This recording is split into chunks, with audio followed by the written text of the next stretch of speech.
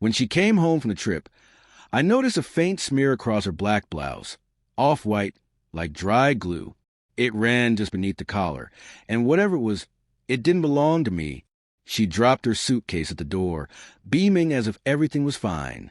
I said nothing, just watched her strip off the blouse and toss it into the laundry like she hadn't just brought a ghost into our house. Then she stepped into the shower and began to sing, actually sing, as if nothing was fractured between us. 2 days later, I had the stain analyzed. I shipped it overnight, wore gloves the entire time. I couldn't stomach the thought of catching whatever she had. The results came quickly. An advanced, life-threatening STD. The kind that doesn't come from bad luck or poor hygiene.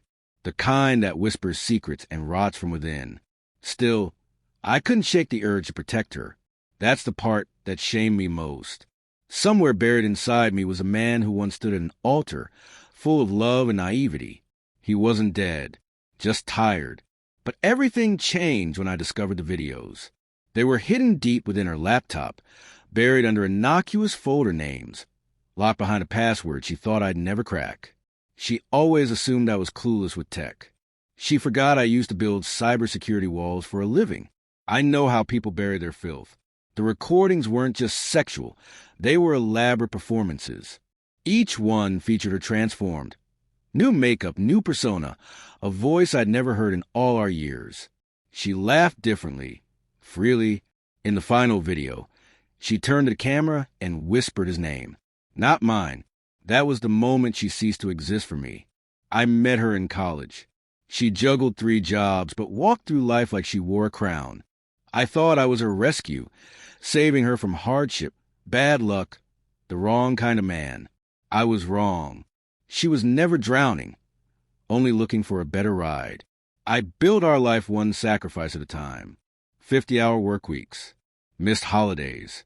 I cleared her debts, paid for her mother's assisted care. In return, she gave me cold meals and colder affection. The signs were always there. She stopped calling me love and started saying babe. She stopped replying to messages. Her scent changed. A gift from a client, she claimed, regarding the new perfume. I never asked more, because deep down, I fear the answers. That changed the night I saw her disinfecting her phone. Not the case, just the screen. As if someone had touched it, she didn't want me to trace. While she was away on another conference, I began to collect the truth. Hotel bills, GPS records, the medical reports, every scrap of digital dirt. I hired an old colleague, a forensic analyst turned freelancer. She pieced everything together like a criminal indictment. Then I went to her company's board, anonymously. Each executive received a packet, meticulously documenting her misconduct, with dates, receipts, and evidence of how she used corporate travel and expenses to fund her affair. Her actions violated key terms of her executive contract. They thanked me, quietly of course. Then I tracked down the man from the videos, found his wife on LinkedIn. I sent her everything. No threats, no drama, just the truth. And the truth did its job. His marriage collapsed. He lost his medical license. Turns out sleeping with married women, while skipping protection, violates more than vows. Her firm suspended her first, then terminated her entirely. She came home early that day. No suitcase this time, just tears and silence.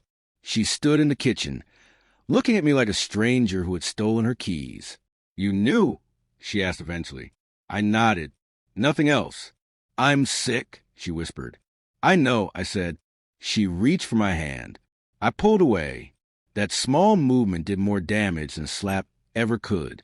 She collapsed into apologies, begged for another chance, promised counseling, healing, new beginnings.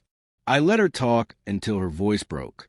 Then I handed her a manila envelope. Inside, divorce documents, lab results, and a check for half of our shared savings. No courts, no shouting. Clean break. She signed the papers 3 days later. She understood that if she resisted, those videos would find their way into the light.